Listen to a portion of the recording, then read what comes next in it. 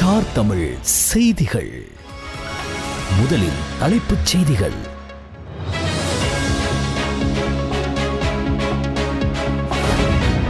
எரிபொருள் எரிவாயு இல்லாமல் மக்கள் வரிசையில் நின்று இறந்தது போன்ற ஒரு நெருக்கடி இலங்கையில் மீண்டும் ஏற்பட இடமளிக்கப் போவதில்லை என்று ஜனாதிபதி அனுரகுமார திசாநாயக்க தெரிவித்தார்.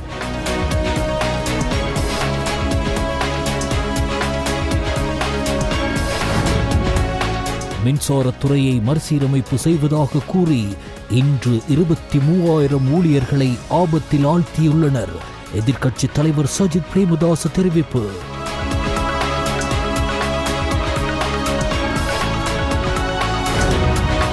தொடருந்து துறையுடன் இணைக்கப்பட்ட அதிகாரிகளுக்கு போக்குவரத்து அமைச்சர் பிமல் ரத்நாயக்க கடுமையான எச்சரிக்கை ஒன்றை விடுத்துள்ளார்.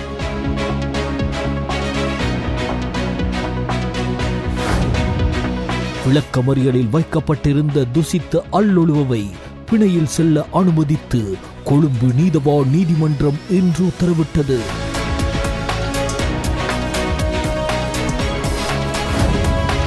திலீபனின் நினைவேந்தலுக்கு வந்த அமைச்சர் ராமலிங்கம் சந்திரசேகர் திருப்பி அனுப்பப்பட்டார்.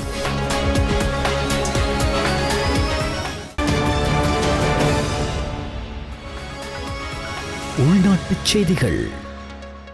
எரிபொருள் எரிவாயு இல்லாமல் மக்கள் வரிசையில் நின்று இறந்தது போன்று ஒரு நெருக்கடி இலங்கையில் மீண்டும் ஏற்பட இடமளிக்கப் போவதில்லை என்று ஜனாதிபதி அனுரகுமார திசாநாயக்க வலியுறுத்தினார். கொலன்னாவ பெட்ரோலிய களஞ்சிய வளாகத்தில் 6 எண்ணெய் களஞ்சிய தாங்கிகளின் நிர்மாணப் பணிகளை ஆரம்பித்து வைக்கும் நிகழ்வில் நேற்று உரையாற்றும் போதே ஜனாதிபதி அனுரகுமார திசாநாயக்க இந்த கருத்துக்களை தெரிவித்தார். கொலன்னாவ பெட்ரோலிய களஞ்சிய வளாகத்தில் 15,000 கன மீட்டர் கொள்ளளவு கொண்ட 3 தாங்கிகள், 7,000 கன மீட்டர் கொள்ளளவு கொண்ட 2 தாங்கிகள் மற்றும் கொலன்னாவ பெட்ரோலிய சேமிப்பு வளாகத்தில் 5,000 கன மீட்டர் கொள்ளளவு கொண்ட ஒரு தாங்கி உள்ளிட்ட 6 களஞ்சிய தாங்கிகளின் நிர்மாண பணிகள் இவ்வாறு தொடங்கப்பட்டது. தற்போதைய அரசாங்கம் எரிசக்தி துறையின் இறையாண்மையை பாதுகாத்து பொருளாதார இறையாண்மையை உருவாக்க பாடுபடுவதையும் அந்த முற்போக்கான மாற்றத்திற்காக அனைத்து மக்களின் ஆதரவையும் கோருவதாகவும் ஜனாதிபதி கூறினார். நிகழ்வில் உரையாற்றிய ஜனாதிபதி அனுரகுமார திசாநாயக்க மேலும் கூறியதாவது, மக்களின் எரிசக்தி தேவைகளை பூர்த்தி செய்யும் பொறுப்பு அரசாங்கத்திற்கு உள்ளது. தற்போதைய அரசாங்கம் அந்த பொறுப்பை நிறைவேற்ற அர்ப்பணிப்புடன் செயல்பட்டு வருகிறது. எந்த ஒரு தொழிற்சங்கமும் அரசாங்கம் மேற்கொள்ளும் திட்டத்தை தடுத்தால் அதன் தொடர்பில் முடிவெடுக்க நாங்கள் தயங்க மாட்டோம். ஒரு நிறுவனம் பழமை வாய்ந்த மரபுகளுடன் முன்னேற முடியாது. அதேபோல் ஒரு நிறுவனம் மனித உழைப்பை மட்டும் கொண்டு முன்னேறாது. ஒரு நிறுவனம் முன்னேற வேண்டுமென்றால் தொழில்நுட்பமும் அறிவியலும் இணைக்கப்பட வேண்டும். தொழில்நுட்பம் அல்லது அறிவியலுக்கு பயப்படும் எந்த நிறுவனமும் வளர்ச்சி அடையாது. தொழில்நுட்பத்திற்கு பயப்படும் அல்லது புதிதாக ஏதாவது மேற்கொள்ள அஞ்சும் நாடு முன்னேறாது. எனவே நிறுவனங்களை இயந்திரமயமாக்கலுக்கு உட்படுத்த வேண்டும். நிறுவனங்கள் இயந்திரமாக்கப்பட்டாலும் இயந்திரத்தனமானவர்கள் அல்ல, நாம் நெகிழ்ச்சியான மக்கள். எனவே நிறுவனங்கள் இயந்திரமயமாக்கப்படும் போது ஊழியர்களும் என்ன நடக்கும் என்பதை நாங்கள் நன்கு புரிந்து கொண்டு அதற்கு தீர்வுகளை வழங்குவோம். ஒரு அரசாங்கம் கவிழ்க்கப்படும் போது ஆளும் கட்சி தொழிற்சங்க உறுப்பினர்கள் புதிதாக தெரிவாகும் அரசாங்கத்தின் தொழிற்சங்கத்தில் சேர அழுத்தம் கொடுக்கப்படும் என்பது முன்பிருந்த நிலையாகும். இல்லையெனில் மற்ற தொழிற்சங்கங்களின் உறுப்பினர்களுக்கு நிர்வாகத்திற்குள் நுழைய அனுமதிக்கப்படுவதில்லை. எண்ணெய் நிறுவன ஊழியர்கள் அரசியல் நடவடிக்கைகளுக்கு பயன்படுத்தப்பட்டனர். வரலாற்றில் வாக்குச்சாவடிகளை கொள்ளையடிக்க கூட அரச ஊழியர்கள் பயன்படுத்தப்பட்டனர் என ஜனாதிபதி தெரிவித்தார்.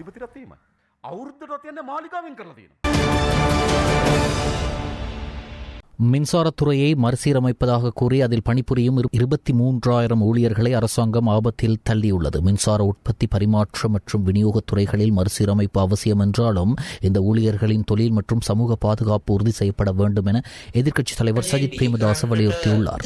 திருகோணமலையில் நடைபெற்ற ஐக்கிய மக்கள் சக்தியின் உள்ளூராட்சி மன்ற உறுப்பினர்களுடனான சந்திப்பின் போது அவர் இவ்வாறு தெரிவித்துள்ளார். இதன்போது மேலும் கருத்து வெளியிட்ட அவர், பெரும்பாலான அரச ஊழியர்களின் வாக்குகளை பெற்று இந்த அரசாங்கம் ஆட்சிக்கு வந்தது.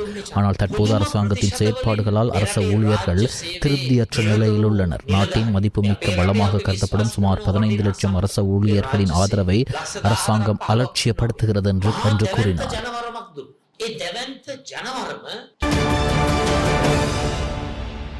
கடவத்த மீரிகம அதிவேக நெடுஞ்சாலை அபிவிருத்தி திட்டம் 2028 புத்தாண்டுக்குள் நிறைவு செய்யப்படும். முதலீட்டாளர்கள் தைரியமாக தமது பணிகளில் ஈடுபடலாம். கடந்த அரசாங்கங்களைப் போன்று நாங்கள் நெருக்கடிகளை ஏற்படுத்தப் போவதில்லை என போக்குவரத்து நெடுஞ்சாலைகள் அபிவிருத்தி அமைச்சர் பிமல் ரத்நாயக்க தெரிவித்தார். கடவத்த மீரிகம அதிவேக நெடுஞ்சாலையின் அபிவிருத்தி பணிகளை ஆரம்பித்து வைக்கும் நிகழ்வு ஜனாதிபதி அனுரகுமார திசாநாயக்க தலைமையில் நேற்று நடைபெற்றது. நிகழ்வில் உரையாற்றுகையிலே அவர் இவ்வாறு குறிப்பிட்டார். தொடர்ந்தும் அவர் உரையாற்றுகையில் கடவத்த மீரிகம அதிவேக நெடுஞ்சாலை அபிவிருத்தி திட்டத்திற்கு நிதியுதவி அளித்துள்ள சீன அரசாங்கத்திற்கு இலங்கை மக்கள் சார்பில் நன்றி தெரிவித்துக் கொள்கின்றோம். இலங்கை மக்கள் கடந்த ஆண்டு செப்டம்பர் மாதம் புதிய பாதையை தெரிவு செய்தார்கள். 75 ஆண்டு கால ஊழல் மிக்க பாதையை புறக்கணித்து ஜனாதிபதி அனுரகுமார திசாநாயக்க தலைமையில் புதிய பாதையை தெரிவு செய்துள்ளார்கள். தவறான பாதையினால் தான் நாடு வங்குரோத்து நிலையடைந்து சமூக கட்டமைப்பும் பாதிக்கப்பட்டது. இடைநிறுத்தப்பட்ட இந்த அபிவிருத்தி திட்டத்தை மீள ஆரம்பிக்கும் போது 35,000 மில்லியன் ரூபாவை மேலதிகமாக செலுத்த வேண்டியுள்ளது. ஆகவே கடந்த காலங்களில் இடைநிறுத்தப்பட்ட அபிவிருத்தி திட்டங்கள் சிறந்த திட்டமிடலுடன் மீள ஆரம்பிக்கப்பட்டுள்ளன. ஆகவே தேசிய முதலீட்டாளர்கள் தைரியமாக தமது பணிகளை ஆரம்பிக்க முடியும். கடந்த கால அரசாங்கங்களைப் போன்று எமது அரசாங்கம் நெருக்கடிகளை ஏற்படுத்தாது என்றார்.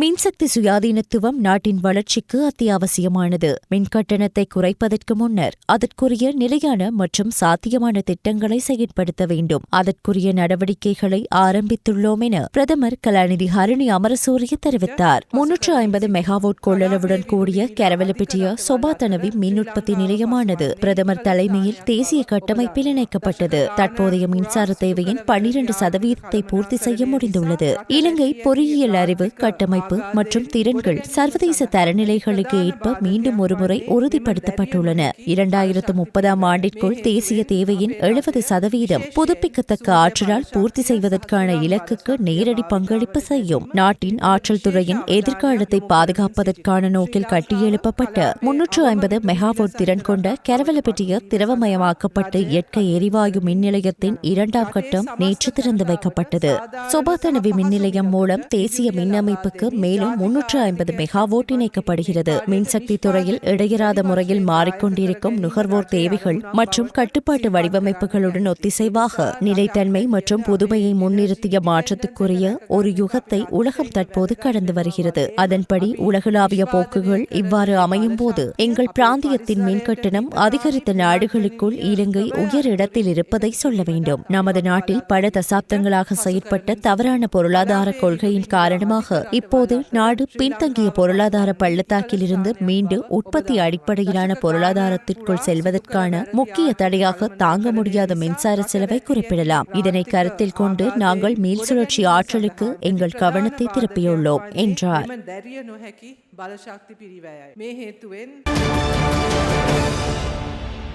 கிளீன் ஸ்ரீலங்கா திட்டத்தின் கீழ் 2ஆம் கட்ட நகர வனத்திட்டம் நேற்று காலை தொட்டலங்கு சிரிமாவோ பண்டாரநாயக்க மாவட்டத்தில் உள்ள பஸ் நிலையத்திற்கு அருகில் ஆரம்பிக்கப்பட்டது. அதன்படி தொட்டலங்குவில் உள்ள கொழும்பு மாநகர சபைக்கு சொந்தமான காணியில் மரங்களை நட்டு பாதுகாக்கப்பட்ட நகர்ப்புற வன தோட்டமாக உருவாக்கப்பட்டுள்ளது.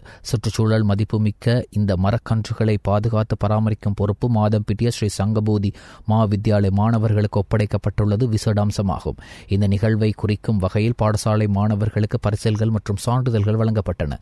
கேபிட்டல் மகாராஜா குழுமத்திற்கு சொந்தமான எஸ்லோன் லங்கா நிறுவனத்தால் செயற்படுத்தப்படும் துரு கேபகரு திட்டமும் கிளீன் ஸ்ரீலங்கா திட்டமும் இணைந்து ஜனாதிபதி அலுவலகத்தின் வழிகாட்டுதலின் கீழ் வீதி அபிவிருத்தி அதிகார சபை, நகர அபிவிருத்தி அதிகார சபை மற்றும் கொழும்பு மாநகர சபை மற்றும் அரச மற்றும் தனியார் துறைகளின் ஒத்துழைப்புடன் இந்த திட்டம் செயற்படுத்தப்படுகிறது. நகர அபிவிருத்தி நிர்மாண மற்றும் வீடமைப்பு அமைச்சர் அனுர கருணாதிலக்க, பொதுமக்கள் பாதுகாப்பு மற்றும் பாராளுமன்ற விவகார பிரதி அமைச்சர் சுனில் வட்டகல, சுற்றுலாத்துறை பிரதி அமைச்சர் ஆண்டன் ஜெயக்கொடி, பாராளுமன்ற உறுப்பினர் வைத்தியர் ரஞ்சித் இந்திக்க, கொழும்பு மாநகர சபை மேயர் ராய் கலி பல்தசார், பிரதி மேயர் ஏமந்த விக்ரமரட்ன, கேபிட்டல் மகாராஜா குழுமத்தின் குழும பணிப்பாளர் பிரதான செயற்பாட்டு அதிகாரி SC வீரசேகர, உள்ளூராட்சி சபை உறுப்பினர்கள், அரசு அதிகாரிகள், பாதுகாப்பு படை அதிகாரிகள் மற்றும் பிரதேசவாசிகள் இந்நிகழ்வில் கலந்து கொண்டனர்.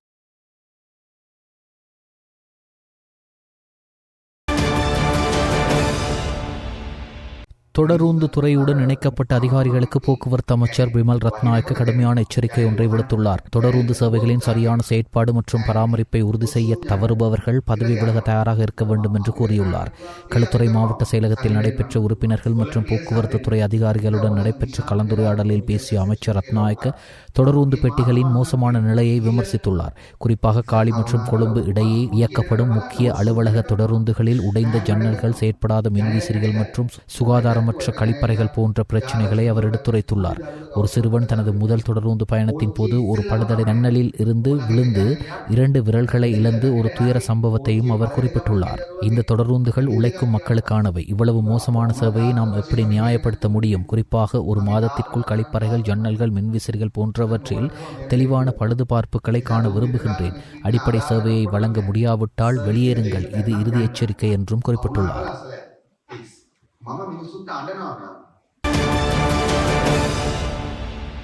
விளக்கமறியலில் வைக்கப்பட்டிருந்த துசித ஹல்லுலுவை பிணையில் செல்ல அனுமதித்து கொழும்பு நீதவான் நீதிமன்றம் இன்று உத்தரவிட்டது. அண்மையில் தேசிய லொத்தர் சபையின் முன்னாள் பணிப்பாளரான துசித ஹல்லுலுவ நாராயம்பிட்டி பகுதியில் தான் பயணித்த வாகனத்தின் மீது துப்பாக்கி சூடு நடத்தியமை தொடர்பில் சந்தேகத்தின் பேரில் கைது செய்யப்பட்டு விளக்கமறியலில் வைக்கப்பட்டார். ஆகஸ்ட் மாதம் 19ஆம் திகதி கொழும்பு குற்றவியல் பிரிவு நடத்திய சோதனையின் போது அவர் கொல்லுப்பிட்டி பகுதியில் வைத்து கைது செய்யப்பட்டார். முச்சக்கர வண்டியில் சட்டவிரோத மதுபானத்தை விற்பனை செய்து வந்த பெண்ணொருவர் வெளிப்பெண்ண போலீசாரால் கைது செய்யப்பட்டுள்ளார். வெளிப்பெண்ண போலீசாருக்கு கிடைத்த தகவலின் பேரில் களுத்துறை வெளிப்பெண்ண கெபடிகஹலந்த பகுதியில் மேற்கொள்ளப்பட்ட சுற்றிவளைப்பில் சந்தேக நபரான கெபடிகஹலந்த ரத்துவக்கா என்ற பெண் முச்சக்கர வண்டியுடன் கைது செய்யப்பட்டுள்ளார். கைது செய்யப்பட்டவர் கெபடிகஹலந்த பகுதியில் வசிக்கும் 35 வயதுடைய பெண்ணாவார். இதன்போது சந்தேக நபரான பெண்ணிடமிருந்து 1 லட்சம் மில்லிலீட்டர் சட்டவிரோதமான மதுபானம் கைப்பற்றப்பட்டுள்ளது. கஹலந்த ரத்துவக்கா என்ற பெண் சட்டவிரோத மதுபான உற்பத்தி தொடர்பில் பல தடவைகள் போலீசாரால் கைது செய்யப்பட்டுள்ளதாக போலீஸ் விசாரணைகளில் தெரியவந்துள்ளது. அத்துடன் இவர் அளுத்கம, பேருவல மற்றும் தர்கா நகரத்தில் இரவு வேளைகளில் முச்சக்கர வண்டியில் சட்டவிரோத மதுபானத்தை விற்பனை செய்து வந்துள்ளதாகவும் போலீஸ் விசாரணையில் தெரியவந்துள்ளது. இது தொடர்பான மேலதிக விசாரணைகளை வெளிப்பெண்ண போலீசார் மேற்கொண்டு வருகின்றனர்.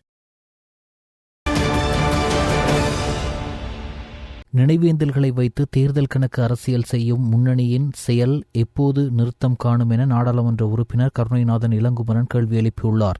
தியாக தீபம் திலீபனின் நினைவேந்தல் நிகழ்வுக்கு சென்ற அமைச்சர் சந்திரசேகர் தடுக்கப்பட்டமை தொடர்பில் கருத்து வெளியிடுகையிலேயே அவர் இதனை குறிப்பிட்டுள்ளார். தியாக தீபம் திலீபன் அண்ணனின் நினைவேந்தல் நிகழ்வில் பங்கேற்க வந்த அமைச்சர் சந்திரசேகருக்கு அஞ்சலி செலுத்தும் உரிமையை தடுப்பது தமிழ் காங்கிரஸ் முன்னணியின் செயல் எனில் அயோக்கியத்தனத்தின் உச்சமே ஆகும். யாரும் யாரையும் அஞ்சலிக்கலாம், அதுதான் மனித மாண்பு. திலீபன் அண்ணன் போராடிய காலத்தில் அவருக்கு எதிராக நின்ற பலர் இன்று நினைவேந்தல்களில் பங்கேற்கின்றனர். அவர்களை முன்னணியே தேர்தல் அரசியலுக்காக அருகில் நிறுத்திக் கொள்கிறது. ஆனால் மற்றவர்களை அனுமதிக்க மறுப்பது எத்தகைய முரண்பாடு!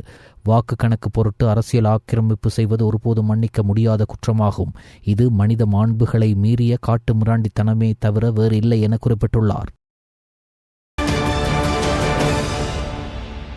ஐக்கிய மக்கள் சக்தியில் இணைந்து கொண்ட காரணத்தினால் கட்சி உறுப்புரிமை நிறுத்தப்பட்ட மற்றும் ஒழுக்காற்று நடவடிக்கை எடுக்கப்பட்ட ஐக்கிய தேசிய கட்சி உறுப்பினர்களுக்கு விதிக்கப்பட்டிருந்த தடை உத்தரவு அனைத்தையும் நீக்குவதற்கு ஐக்கிய தேசிய கட்சி செயற்குழு தீர்மானித்துள்ளது. ஐக்கிய தேசிய கட்சி செயற்குழு நேற்று முன்தினம் மாலை கட்சியின் தலைவர் முன்னாள் ஜனாதிபதி ரணில் விக்ரமசிங்க தலைமையில் சிறிகொத்த கட்சி தலைமையகத்தில் கூடி இந்த தீர்மானத்தை எடுத்துள்ளதுடன் இது தொடர்பில் செயற்படும் போது எழக்கூடிய சட்ட பின்னணிகளை தேடி பார்ப்பதற்காக முன்னாள் சட்டமா அதிபர் ஜனாதிபதி சட்டத்தரணி திலக் மாரப்பண்ண தலைமையில் குழு ஒன்றை நியமிப்பதற்கும் நடவடிக்கை எடுத்துள்ளது. ஐக்கிய மக்கள் சக்தியுடன் இணைந்து கொண்ட ஐக்கிய தேசிய கட்சி உறுப்பினர்களுக்கு செயற்குழு எடுத்த இந்த நடவடிக்கை காரணமாக மீண்டும் ஐக்கிய தேசிய கட்சியுடன் இணைந்து ஒத்துழைப்புடன் செயற்பட இருந்த தடைகள் நீக்கப்பட்டுள்ளதாக கட்சியின் தவிசாளர் வஜிர அபேவர்தன தெரிவித்தார். இதேவேளை முன்னாள் ஜனாதிபதி ரணில் விக்ரமசிங்க கைது செய்யப்பட்ட சந்தர்ப்பத்தில் இருந்து கூட்டணியாக செயற்படுவதற்காக கலந்து கொண்ட அனைத்து தரப்பினருக்கும் நன்றி செலுத்தும் பிரேரணை ஒன்றும் இந்த செயற்குழு கூட்டத்தில் ஏகமனதாக நிறைவேற்றப்பட்டது.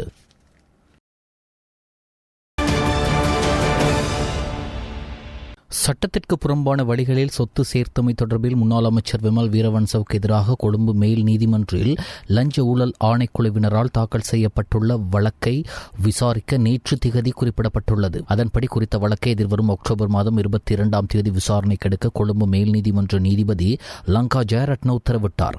வழக்கு தொடர்பில் ஆராய தனக்கு மேலதிக காலம் அவசியம் என விமல் வீரவன்சவின் சார்பில் ஆஜரான ஜனாதிபதி சட்டத்தரணி அனுர மெத்தேகொட முன்வைத்த கோரிக்கையை ஏற்ற நீதிபதி இந்த உத்தரவை பிறப்பித்தார். விமல் வீரவன்ச அமைச்சராக இருந்த காலப்பகுதியில், அதாவது 2009 ஜனவரி 1ஆம் தேதிக்கும் 2014 டிசம்பர் 31ஆம் தேதிக்கும் இடைப்பட்ட காலப்பகுதியில் சம்பாதிக்கப்பட்ட வழிமுறையை வெளிப்படுத்த முடியாத வகையில் சேர்க்கப்பட்ட 75 மில்லியன் ரூபாய் பணம் மற்றும் சொத்துக்கள் தொடர்பிலேயே இந்த சொத்து குவிப்பு வழக்கு தாக்கல் செய்யப்பட்டுள்ளது.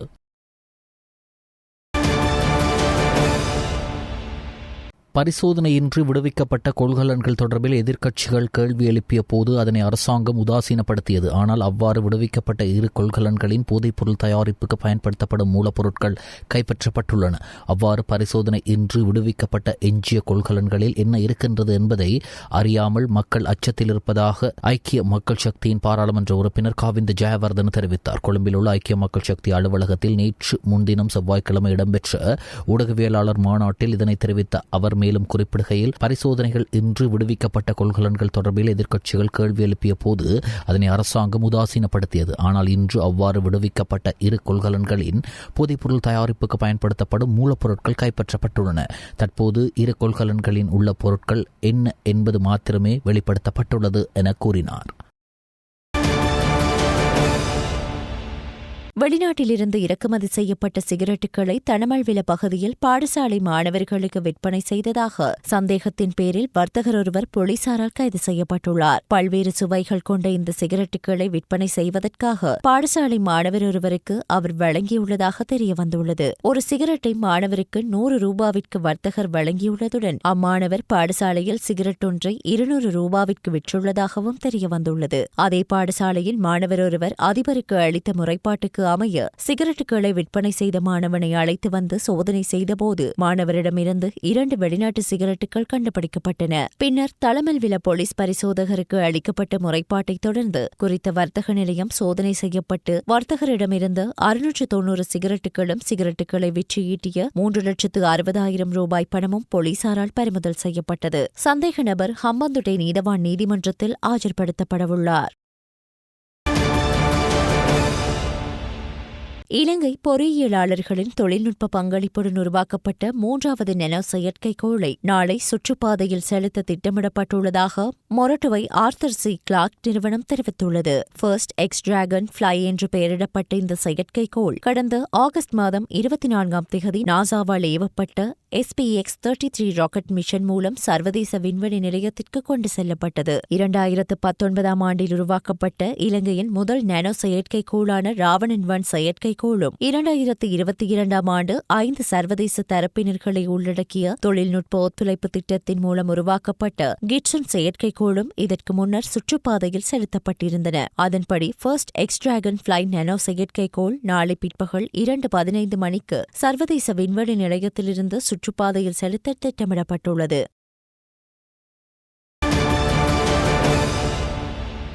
உலகளாவிய தரவரிசைப்படி 2025ஆம் ஆண்டில் இலங்கையின் கடவுச்சீட்டு பின்தங்கியுள்ளது. செப்டம்பர் மாதம் 11ஆம் தேதி வெளியிடப்பட்ட 2025ஆம் ஆண்டிற்கான ஹென்லி கடவுச்சீட்டு குறியீட்டின்படி இலங்கை 97வது இடத்தில் உள்ளது. 2024ஆம் ஆண்டில் கடவுச்சீட்டு குறியீட்டில் இலங்கை 96வது இடத்தில் இருந்தமை குறிப்பிடத்தக்கது. ஹென்லி கடவுச்சீட்டு குறியீடு முன்விசா இல்லாமல் நுழையக்கூடிய இடங்களின் அடிப்படையில் உலகம் முழுவதும் உள்ள கடவுச்சீட்டுகளை மதிப்பிடுகிறது. இந்த குறியீட்டின்படி சிங்கப்பூர் உலகின் மிகவும் சக்தி வாய்ந்த கடவுச்சீட்டாக காணப்படுவதுடன் தென்கொரியா மற்றும் ஜப்பான் முறையே 2வது மற்றும் 3வது இடங்களில் உள்ளன. இந்த கடவுச்சீட்டு குறியீட்டில் ஆப்கானிஸ்தான் மிக குறைந்த இடத்தில் உள்ளது. நாள்பட்ட சிறுநீரக நோயால் நாட்டில் தினமும் சுமார் 5 பேர் இறக்கும் அபாயத்தில் இருப்பதாக தேசிய சிறுநீரக நோய் தடுப்பு மற்றும் ஆராய்ச்சி பிரிவு தெரிவித்துள்ளது. 2023ஆம் ஆண்டில் நாள்பட்ட சிறுநீரக நோயால் நாட்டில் 1600க்கும் மேற்பட்டோர் இறந்ததாக அதன் பணிப்பாளர் வைத்தியர் சிந்தா குணரத்ன தெரிவித்தார். சிறுநீரக நோய் தொடர்பாக சுகாதார மேம்பாட்டு பணியகத்தில் நடைபெற்ற ஊடகவியலாளர் சந்திப்பில் பங்கேற்று உரையாற்றிய போதே வைத்தியர் சிந்தா குணரத்ன இந்த தகவலை வெளியிட்டார். மேலும் கருத்து தெரிவித்த வைத்தியர், சிறுநீரக நோயின் அறிகுறிகள் தாமதமாகி வருவதால் தொற்றா நோய்கள் உள்ளவர்கள் சிறுநீரக பரிசோதனைகளை மேற்கொள்வது அவசியம் என்றும் சுட்டிக்காட்டினார். கஜா என்று அழைக்கப்படும் அனுர விதானகமகே கொலை தொடர்பாக பெக்கோசமன் மற்றும் தமிழ் லஹிரு ஆகியோரை டிசம்பர் 2ஆம் திகதி வரை தடுத்து வைத்து விசாரிக்க வலஸ்முல்ல நீதவான் நீதிமன்றம் போலீசாருக்கு அனுமதி அளித்துள்ளது. அவர் நீதிமன்றில் முற்படுத்தப்பட்ட நிலையில் இவ்வாறு அனுமதி வழங்கப்பட்டுள்ளது. பிரபல பாதாள உலக குழு உறுப்பினர்கள் என்று கூறப்படும் பெக்கோசமன் மற்றும் தமிழ் லஹிரு ஆகியோர் கடந்த 5ஆம் திகதி இந்தோனேஷியாவில் கைது செய்யப்பட்டு இந்நாட்டிற்கு அழைத்து வரப்பட்டமை குறிப்பிடத்தக்கது.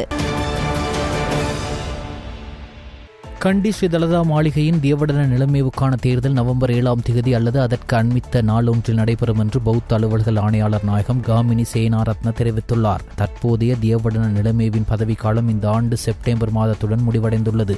அதன்படி புதிய தியவடன நிலைமேவுக்கான தேர்தலை இந்த ஆண்டு நவம்பர் 7ஆம் தேதி அல்லது அதற்கு அண்மித்த நாளொன்றில் நடத்த ஏற்பாடுகள் செய்யப்பட்டுள்ளன. தற்போதைய தியவடன நிலைமே இந்த பதவிக்கு 2005ஆம் ஆண்டில் நியமிக்கப்பட்டார். அதன் பின்னர் 2 முறையும் அவரே தியவடன நிலைமையாக தேர்ந்தெடுக்கப்பட்டதாக கூறப்படுகிறது. தியவடன நிலைமை ஒருவரின் பதவிக்காலம் 10 ஆண்டுகளாகும்.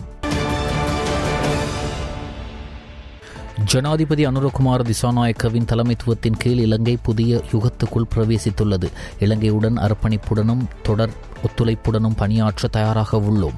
இலங்கைக்கும் சீனாவுக்கும் இடையிலான நட்புறவு வலுப்படுத்தப்பட்டுள்ளது என்று இலங்கைக்கான சீன தூதுவர் கி சென்ஹாங் தெரிவித்தார். கடவத்த மீரிகம அதிவேக நெடுஞ்சாலையின் அபிவிருத்தி பணிகளை ஆரம்பித்து வைக்கும் நிகழ்வு ஜனாதிபதி அனுரகுமார திசாநாயக்க தலைமையில் நேற்று நடைபெற்றது. இந்நிகழ்வில் உரையாற்றுகையிலே அவர் இவ்வாறு தெரிவித்தார். மத்திய அதிவேக நெடுஞ்சாலையின் 4ஆம் கட்ட அபிவிருத்தி பணிகள் ஆரம்பித்து வைக்கப்பட்ட மகிழ்ச்சி அடைகின்றேன். வாழ்த்து தெரிவித்துக் கொள்கின்றேன். இந்த திட்டத்திற்கு அயராது உழைக்கும் அனைவருக்கும் நன்றியை தெரிவித்துக் கொள்கின்றேன் என்றார். பல்வேறு காரணிகளால் கடந்த காலங்களில் இடைநிறுத்தப்பட்டிருந்த இந்த திட்டம் தற்போதைய ஜனாதிபதி அனுரகுமார திசாநாயக்கவினால் ஆரம்பித்து வைக்கப்பட்டுள்ளது. ஜனாதிபதியின் தலைமைத்துவத்தின் கீழ் இலங்கை புதிய யுகத்துக்குள் பிரவேசித்துள்ளது என குறிப்பிட்டார். பணமோசடி தடுப்பு சட்டத்தின் கீழ் விளக்கமறியலில் வைக்கப்பட்டுள்ள பெக்கோசமனின் மனைவி ஷாதிகா லக்ஷானியை எதிர்வரும் 25ஆம் திகதி வரை தொடர்ந்து விளக்கமறியலில் வைக்குமாறு கொழும்பு நீதவான் நீதிமன்றம் உத்தரவிட்டுள்ளது. அன்றைய தினம் போலீஸ் போதைப்பொருள் ஒழிப்பு பணியகத்தின் பணிப்பாளரை நீதிமன்றத்தில் ஆஜராகுமாறும் நீதவான் உத்தரவிட்டுள்ளார். குற்றப்புலனாய்வு திணைக்களம் மற்றும் சந்தேக நபரின் சட்டத்தரணிகள் முன்வைத்த வாதங்களை பரிசீலித்த பின்னர் கொழும்பு பிரதான நீதவான் அசங்க எஸ் போதரகம இந்த உத்தரவை பிறப்பித்தார். தமது பிரச்சினைகளுக்கு தீர்வு காணப்படாவிட்டால் தற்போது முன்னெடுக்கப்படும் தொழிற்சங்க நடவடிக்கையை மேலும் தீவிரப்படுத்துவோம் என்று மின்சார தொழிற்சங்கங்கள் தெரிவிக்கின்றன. மின்சார சபையின் தன்னிச்சையான மறுசீரமைப்புக்கு எதிர்ப்பு தெரிவித்து கடந்த 4ஆம் திகதி முதல் மின்சார தொழிற்சங்கங்கள் சட்டப்படி வேலை செய்யும் தொழிற்சங்க நடவடிக்கையை ஆரம்பித்துள்ளன. தொழிற்சங்க நடவடிக்கையின் மற்றொரு கட்டமாக சுகையின விடுமுறை தொழிற்சங்க நடவடிக்கை நேற்று ஆரம்பமானது. அதன்படி இன்று 2வது நாளாகவும் அந்த தொழிற்சங்க நடவடிக்கை தொடரும் என்று மின்சார தொழிற்சங்கங்கள் தெரிவித்தன. இருப்பினும் அதிகாரிகள் தங்கள் கோரிக்கைகளை தொடர்ந்து புறக்கணித்தால் தற்போது முன்னெடுக்கப்படும் தொழிற்சங்க நடவடிக்கை மேலும் தீவிரப்படுத்தப்படும் என்று இலங்கை மின்சார சபை தொழில்நுட்ப வல்லுநர்கள் சங்கத்தின் தலைவர் கோசல அபேசிங்க தெரிவித்தார். இந்தியாவுக்கு பயணம் மேற்கொண்டுள்ள பாராளுமன்ற உறுப்பினரும் இலங்கை தொழிலாளர் காங்கிரஸ் பொதுச் செயலாளருமான ஜீவன் தொண்டமான் வாழும் கலை அமைப்பின் நிறுவனர் ஸ்ரீ ஸ்ரீ ரவிசங்கர குருஜியை நேற்று சந்தித்து கலந்துரையாடினார். சந்திப்பின் போது உலகம் முழுவதும் 100க்கும் மேற்பட்ட நாடுகளில் வாழும் கலை அமைப்பின் நிறுவனர் ஸ்ரீ ஸ்ரீ ரவிசங்கர் குருஜியினால் முன்னெடுக்கப்பட்ட இளைஞர் முன்னேற்ற திட்டங்களால் ஈர்க்கப்பட்டு அதனூடாக இலங்கையில் முன்னெடுக்கப்பட்ட இளைஞர் சக்தி வளர்ச்சி திட்டங்கள் தொடர்பில் கலந்துரையாடப்பட்டன. மேலும் இந்த முயற்சிகளுக்கு ஸ்ரீ ஸ்ரீ ரவிசங்கர் குருஜி அளித்துள்ள ஆதரவுக்கு நன்றி தெரிவிப்பதுடன் குருஜியை சந்தித்ததில் பெருமை கொள்வதாகவும் ஜீவன் தொண்டமான் தெரிவித்துள்ளார். மேல் சப்ரகமோ மத்திய வடமேல் மற்றும் வடக்கு மாகாணங்களிலும் காலி மற்றும் மாத்தறை மாவட்டங்களிலும் அவ்வப்போது மழையோ அல்லது இடியுடன் கூடிய மழையோ பெய்யக்கூடிய சாத்தியம் காணப்படுகிறது. மேல் மற்றும் சப்ரகமோ மாகாணங்களிலும் காலி மற்றும் மாத்தறை மாவட்டங்களிலும் சில இடங்களில் 75 மில்லிமீட்டருக்கும் அதிகமான ஓரளவு பலத்த மழை வீழ்ச்சி எதிர்பார்க்கப்படுகிறது. நாட்டின் ஏனைய பிரதேசங்களில் பல இடங்களில் பிற்பகல் 1 மணிக்கு பின்னர் மழையோ அல்லது இடியுடன் கூடிய மழையோ பெய்யக்கூடிய சாத்தியம் காணப்படுகிறது. இடியுடன் கூடிய மழை பெய்யும் வேளைகளில் அப்பிரதேசங்களில் தற்காலிகமாக அதிகரித்து வீசக்கூடிய பலத்த காற்று மற்றும் மின்னல் தாக்கங்களினால் ஏற்படக்கூடிய பாதிப்புகளை குறைத்துக் கொள்ள தேவையான முன்னெச்சரிக்கை நடவடிக்கைகளை எடுத்துக் கொள்ளுமாறு பொதுமக்கள் அறிவுறுத்தப்படுகிறார்கள். இடைவேளைக்கு பின்னர் செய்திகள் தொடரும். செய்திகள் தொடர்கின்றன. வெளிநாட்டு செய்திகள்.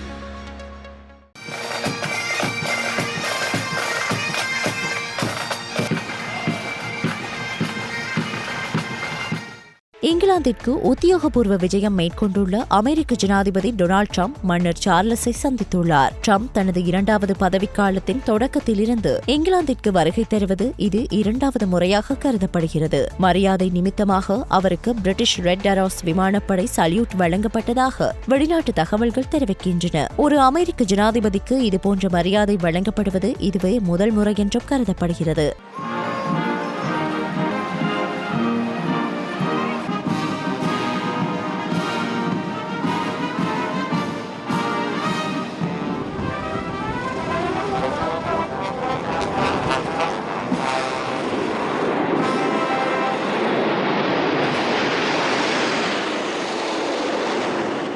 பின்னர் வென்செட் கோட்டையில் அமெரிக்க ஜனாதிபதிக்கு ஒரு ஆடம்பர விருந்து நடைபெற்றது. இரு நாடுகளுக்கும் இடையே நெருக்கமான உறவுகளை வளர்ப்பது குறித்து மன்னர் சார்லஸ் விவாதித்ததாக வெளிநாட்டு தகவல்கள் தெரிவிக்கின்றன. மேலும் ட்ரம்பின் உலகளாவிய பொருளாதார கொள்கைகள் குறித்து கருத்துக்களும் பரிமாறப்பட்டன. இதற்கிடையில் அமெரிக்க ஜனாதிபதி ட்ரம்ப் இன்று இங்கிலாந்து பிரதமரை சந்திக்கவுள்ளார்.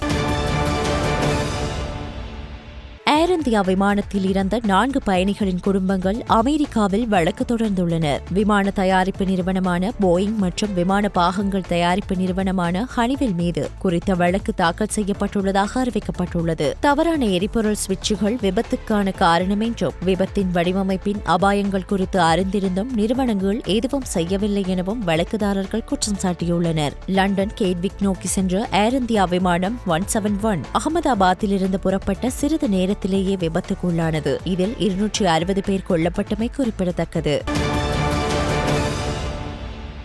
2023 அக்டோபர் 7ஆம் தேதி முதல் காசா இஸ்ரேல் போர் நடந்து வருகிறது. இந்நிலையில் தற்போது காசா மீதான தாக்குதலை இஸ்ரேல் மேலும் தீவிரப்படுத்தியுள்ளது. நேற்று முன்தினம் காசாவுக்கு எதிராக தரைவழி தாக்குதலை ஆரம்பித்த இஸ்ரேல் ராணுவம் மேலும் பல பகுதிகளுக்கு தாக்குதல்களை விரிவுபடுத்தியுள்ளது. அதன்படி இஸ்ரேலிய தாக்குதல்களில் நேற்று மட்டுமே 12 பேர் உயிரிழந்துள்ளனர். கடந்த சில நாட்களாக இஸ்ரேலிய விமானப்படை மற்றும் பீரங்கி படை சுமார் 150க்கும் அதிகமான தடவைகள் காசா நகரை தாக்கியுள்ளது உள்ளதாக இஸ்ரேலிய ராணுவம் தெரிவித்துள்ளது. இத்தாக்குதல்கள் பாலஸ்தீனியர்களின் கூடார முகாம்கள், உயரமான கட்டிடங்கள் என அனைத்தையும் தரைமட்டமாக்கியது. அது மட்டுமன்றி சுமார் 90% மக்கள் தங்கள் வீடுகளை விட்டு வெளியேறியுள்ளதோடு பல வைத்தியசாலைகளும் சேதமடைந்துள்ளன. காசா நகரில் இருந்து மக்கள் வெளியேறுவதற்காக புதிய வழித்தடத்தையும் இஸ்ரேல் திறந்து வைத்துள்ளது. இந்த பாதை மூலம் காசா மக்கள் வெளியேறி வருகின்றனர். வான்கடல் தரை என இஸ்ரேலின் தாக்குதல்களால் உயிரிழந்தவர்களின் உடல்கள் எல்லா இடங்களிலும் சிதறி கிடப்பதாகவும்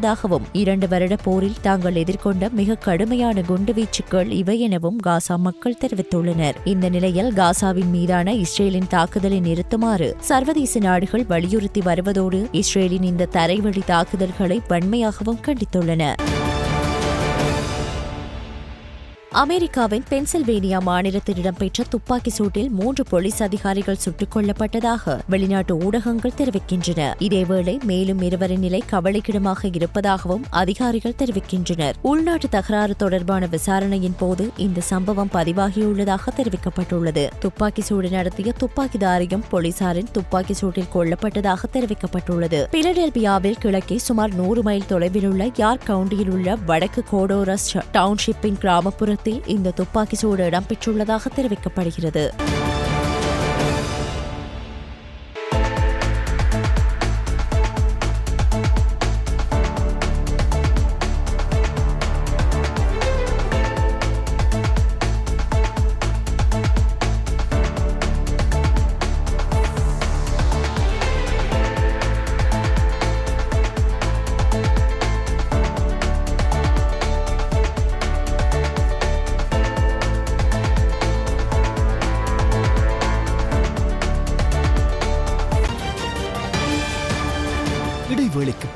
செய்திகள் தொடரும். செய்திகள் தொடர்கின்றன. விளையாட்டு செய்திகள்.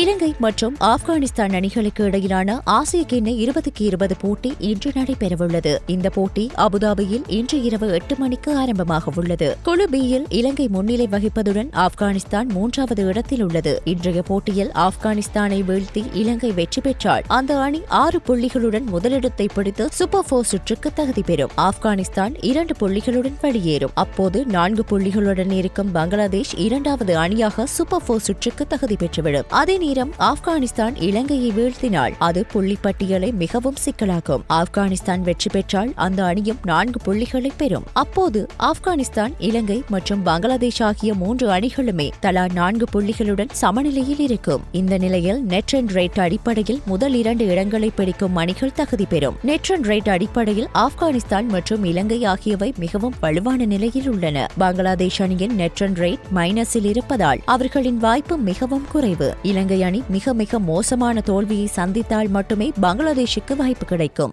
எனவே ஆப்கானிஸ்தான் வெற்றி பெற்றால் அந்த அணியும் இலங்கை அணியும் சூப்பர் 4 சுற்றுக்கு தகுதி பெறவே அதிக வாய்ப்புள்ளது.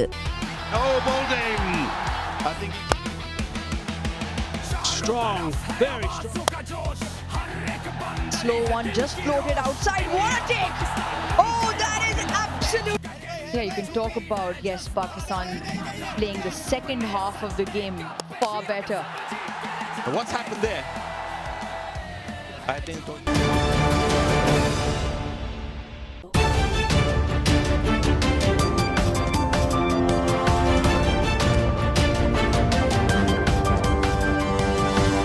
ஸ்டார் தமிழ் செய்திகள் இத்துடன் நிறைவடைகின்றன. மீண்டும் எமது செய்திகள் நாளை இரவு 7 மணிக்கு ஒளிபரப்பாகும்.